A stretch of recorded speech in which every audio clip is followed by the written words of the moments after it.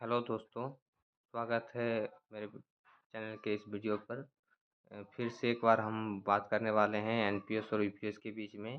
सरकार ने ओपीएस तो लागू नहीं किया, लेकिन उसके एनपीएस और ओपीएस के बीच का एक रास्ता निकाला है यूपीएस, यूनिफाइड पेंशन स्कीम। और इसके तहत जो है 23 लाख कर्मचारियों को फ़ायदा मिल सकता है। और आप देख सकते हैं, मैंने होर्डिंग पे जो लगाया है वो दिख ही रहा है। केंद्र कर्मियों को बेसिक सैलरी की आधी पेंशन की जो गारंटी दी गई है। पहले हम तीनों पेंशन जो है ओपीएस और एनपीएस और यूपीएस जो नया हुआ है उस पे अंतर समझते हैं। देखते हैं ओपीएस क्या है, एनपीएस क्या है और यूपीएस क्या है। पहले हम ओपीएस की बात करें तो कर्मचारी को आखिरी वेतन का 50% पेंशन के रूप में मिलता था। कर्मचारी को कोई योगदान नहीं देना पड़ता था। मतलब जो अभी एनपीएस हम लोग रेलवे कर्मचारी से या फिर केंद्रीय कर्मचारी से जो 10% लिया जा रहा है और सरकार जो 14% का कंट्रीब्यूशन कर रही है, वो तब ओपीएस में नहीं लिया जाता था। और डियरनेस रिलीफ डीआर का प्रावधान था। अभी जो डीए मिलता है तब डीआर का प्रावधान था, यानी हर 6 महीने में महंगाई के अनुसार पेंशन बढ़ जाती थी। महंगाई जैसे जैसे बढ़ती थी, हर 6 महीने में उसके अनुसार पेंशन भी बढ़ जाती थी। 20 वर्ष की सेवा पूरी होने पर 50% पूर्ण पेंशन के हकदार होते थे। मतलब मिनिमम 20% अगर आपने सेवा दी है तो पूर्ण पेंशन के हकदार हो जाते थे आप 50% बेसिक सैलरी का। ये था ओपीएस, ओल्ड पेंशन स्कीम। अब हम समझते हैं एनपीएस। एनपीएस में था निवेश के आधार पर पेंशन मिलती थी।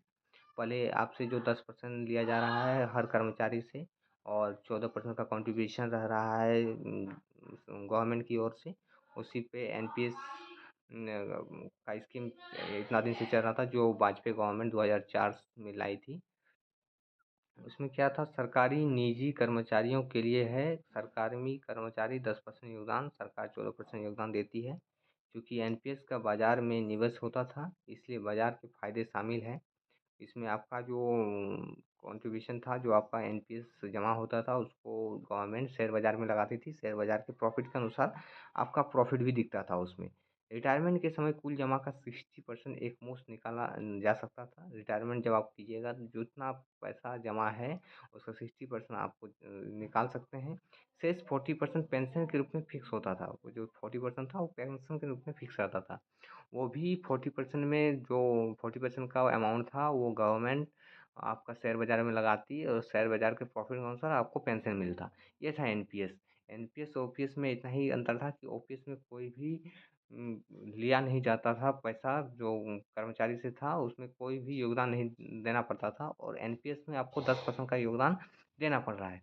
अब देखते हैं इसका बीच का रास्ता जो गवर्नमेंट ने निकाला है यूपीएस। यूपीएस में क्या है, आखिरी वेतन की 50% पेंशन मिलेगी। आखिरी बेसिक सैलरी होगी, आखिरी लास्ट में रिटायरमेंट के समय उसका पैसा 50% पेंशन का प्रावधान किया गया है। 10 वर्ष से अधिक और 25 वर्ष से कम रिटायर हुए तो अनुपातिक रूप से लाभ मिलेगा। 10 वर्ष का सर्विस करना ही पड़ेगा, और मैक्सिमम 25% वर्ष का प्रावधान रखा गया है। मैक्सिमम मतलब अगर इन दोनों के बीच में अगर आप जॉब कर रहे हैं, इस दोनों के बीच में अगर आप रिटायरमेंट हो जा रहे हैं, मान लीजिए आप 24 साल में रिटायरमेंट हो रहे हैं, 24 साल की सेवा देने के बाद आपको रिटायर कर रहे हैं, तो आपको जो है लाभ मिलेगा अनुपात रूप से उसका परसेंटेज निकाल के किस अनुसार आपको उसका फ़ायदा मिल सकता है वो निकाली जाएगी। अगर मिनिमम 10 वर्ष कर रहे हैं या फिर 10 वर्ष से कम कर रहे हैं तो आपको मिनिमम 10,000 रुपये का पेंशन मिलेगा। उसमें कोई बढ़ोतरी नहीं है। उसमें जो आपका यूपीएस का है वो फ़ायदा नहीं मिलेगा। यूपीएस का फ़ायदा उठाने के लिए मिनिमम आपको 25 वर्ष सर्विस देना ही पड़ेगा। और इसमें क्या है, कर्मचारी का योगदान 10% जो था वो एनपीएस में वो रहेगा ही। ओपीएस में आपको कोई योगदान नहीं देना पड़ता था, एनपीएस में आपको 10% का योगदान देना पड़ रहा है, और यूपीएस में भी आपको देना पड़ेगा।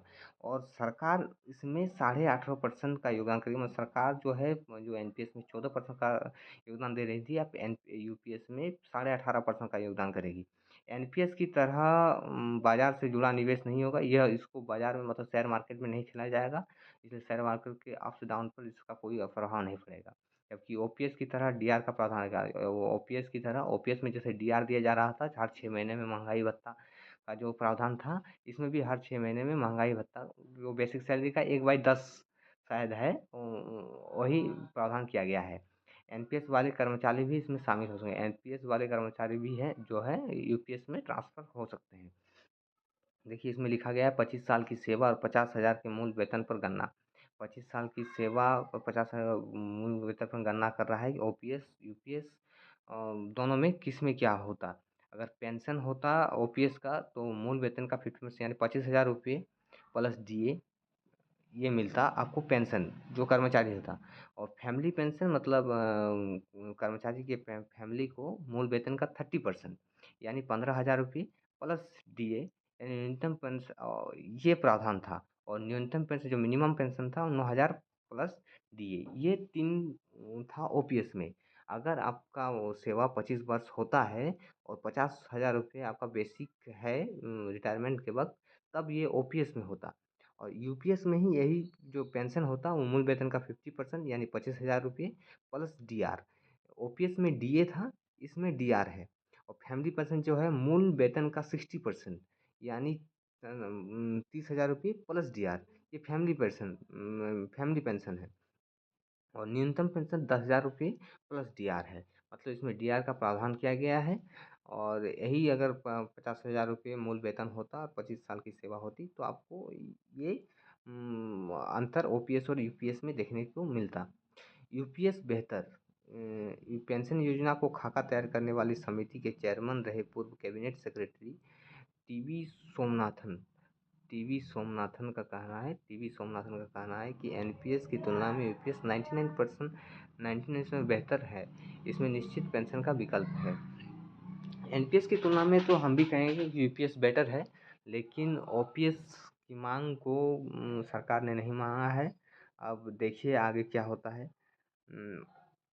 और देखते हैं इसमें और क्या कहा गया है। 10,000 रुपये की न्यूनतम पेंशन मिलेगी। एनपीएस चुनने वाले यूपीएस में आ सकेंगे। डीए नहीं डीआर मिलेगा। ये दैनिक भास्कर का एक्सप्लेनेशन है। इसमें देखते हैं एनपीएस के बारे में क्या क्या शर्तें लागू की गई है। नई स्कीम किस तरह फ़ायदेमंद। मूल वेतन का 50% राशि पेंशन को भी मिलेगा। सरकार इसकी गारंटी भी दी है। गणना का फॉर्मूला क्या होगा कि जिस दिन रिटायर होगे 12 महीने का 12 महीने का आपका जो है 12 महीने का बेसिक सैलरी का औसत निकाला जाएगा। 12 महीने का और 50% पेंशन के रूप में दिया जाएगा। 50% आपका पेंशन के रूप में दिया जाएगा। उस और 50% राशि किस तरह शर्त पर मिलेगी। न्यूनतम 25 साल का होना चाहिए आपका जो जॉब है। और 10 साल का अगर जॉब होता है तो 10,000 रुपये का पेंशन मिलेगा। और जो है 10% का योगदान जो एनपीएस में रहता था उसमें मिलेगा, करना ही पड़ेगा। मतलब कर्मचारी पर बोझ रहेगा ही। और सरकार अपना योगदान 14% बढ़ा के 18.5% कर देगी, जो 3 साल में समीक्षा करेगी इसे बढ़ाया जाए कि नहीं। फैमिली पेंशन की सुविधा क्या है, वही जो बोले बेसिक सैलरी का 60% मिलेगा। गणना मृत्यु के वक्त के आखिरी महीने की बेसिक सैलरी से होगी। जब मृत्यु हो रही है कर्मचारी की, उसके आखिरी महीने का जो बेसिक सैलरी होगा उसी का 60% मिलने वाला है। रेट्रोस्पेक्टिव लागू होगी 2004 के बाद एनपीएस के तहत रिटायर हुए 2000। यूपीएस का फ़ायदा 2004 के बाद जो एनपीएस में रिटायर हो चुके हैं उसको एरियर सरकार ब्याज भी देगी। मतलब उस यूपीएस का फ़ायदा उसे भी मिलेगा। और उसको एरियर ब्याज भी देगी। एरियर में जो उसको अमाउंट मिलने वाला है उसका ब्याज भी देगी। और एनपीएस वाले यूपीएस चुन सकते हैं। ये प्रावधान किया गया है। और यूपीएस का और क्या फ़ायदा होगा, महंगाई सूचकांक को भी शामिल किया गया है, डीआर को शामिल किया गया है। महंगाई बढ़ेगी तो महंगाई राहत भी बढ़ेगी। एक मुश्त में लाभ क्या है न, वेतन प्लस डीए 1/10 हिस्सा नौकरी के हर 6 माह में मिलेगा पेंशन के अलावा। क्या राज्य सरकारें लागू कर सकती है। केंद्र ने कहा राज्य सरकारें अपने कर्मचारियों के लिए यूपीएस लागू कर सकती है। ये उसके स्टेट पे डिपेंड करता है। चलिए तो यही था आज के वीडियो का topic, OPS NPS versus UPS. देखते हैं ओपीएस लागू करती है सरकार कि नहीं। फिलहाल तो अभी यूपीएस का एक बीच का रास्ता निकाला गया है। चलिए इस वीडियो में इतना ही, मिलते हैं अगले वीडियो में। जय हिंद।